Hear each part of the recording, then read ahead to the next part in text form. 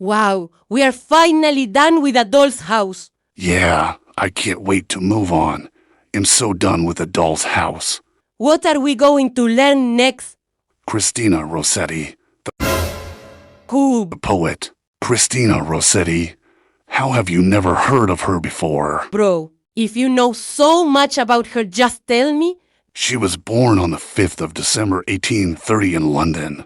That was the era Ibsen was in.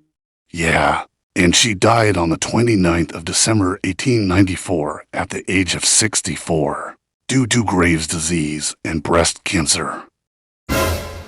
Oh wait, you are going too fast. Talk me through her life first. Oh, let's talk about her family then. Go on then, dear. Rossetti's family played a big part shaping her as a poet. Her dad was Gabriele Rossetti, a poet and political exile from Italy. Wow, in Italian too. Pizza. Sorry, I interrupted you. Carry on. Her mother was Frances Polidori, who was the sibling of Lord Byron's physician, so we can already see the roots of her intellect. She was also the youngest of 4 siblings, all of which were also influential artists, poets, writers, and critics, such as Dante Rossetti and William Rossetti, who edited many of her works when she was writing for the Germ. So now that we know who her family was, how did they influence her? Well, as a teacher at King's College, Rossetti's father placed a big emphasis on education and alongside her mother, helped to cultivate intellect in their children. So how did it work? In that era, it was hard to get a decent education, especially if you are a woman. Since Rossetti was a woman, she was educated at home by her mother and father through religious works, classics, fairy tales, and novels. Rossetti delighted in the works of Keats, Scott, and Radcliffe and Matthew Lewis, including these. The works of Dante Alighieri, Petrarch, and other Italian writers influenced Rossetti's later works. Alongside this, their household was also open to many Italian scholars, artists, and revolutionaries. However, Rossetti left education due to a nervous breakdown as a result of her father's death and her being isolated. Whoa. Where did that come from? Well, in the 1840s, Rossetti's father became sick and later died, causing financial issues. Alongside her father's death, the rest of her family had left the home for work and education, leaving her isolated in the house, causing bouts of depression. During this period, she, her mother, and sister became involved in the Anglo-Catholic movement. Ay, damn. So how did her religion affected her? Religion played a significant role in shaping Rossetti's identity as a poet, and was a result of her family finding solace in it after the death of Gabriele Rossetti, becoming firm believers in the Anglo-Catholic movement. In fact, most of Rossetti's poetry explores religious themes such as temptation, sin, and salvation. What about outside of poetry?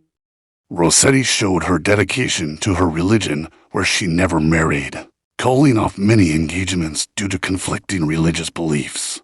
For example, James Collinson, a painter, Charles Cayley, a linguist and another painter, John Brett, all 3 refused for reasons such as James Collinson reverting to Catholicism. So how was her social life? I'm curious now. Well, Rossetti kept a wide circle of friends and correspondents of which she often talked with.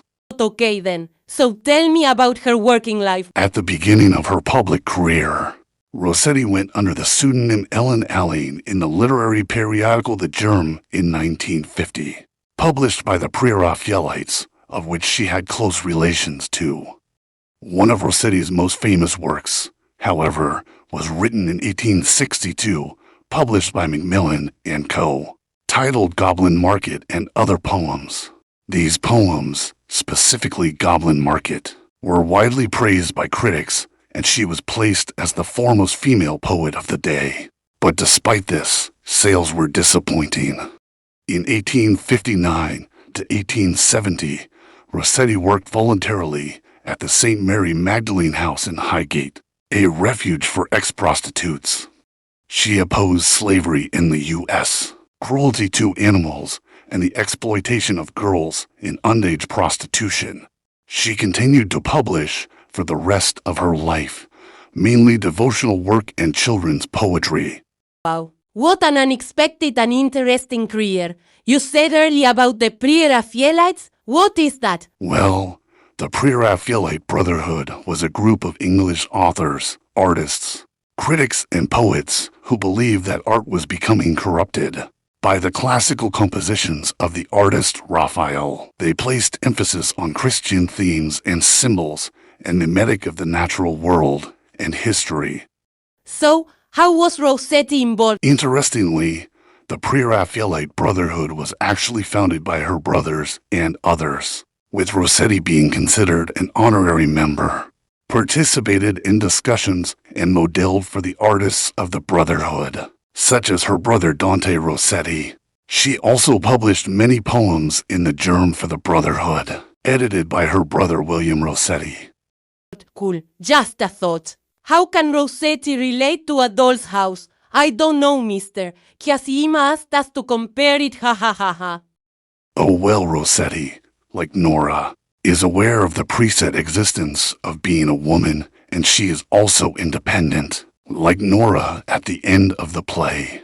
However, Rossetti also valued family and was supported by them, unlike Nora, who leaves her family and was never emotionally supported by them. Wow, I can't wait to explore Rossetti further in class.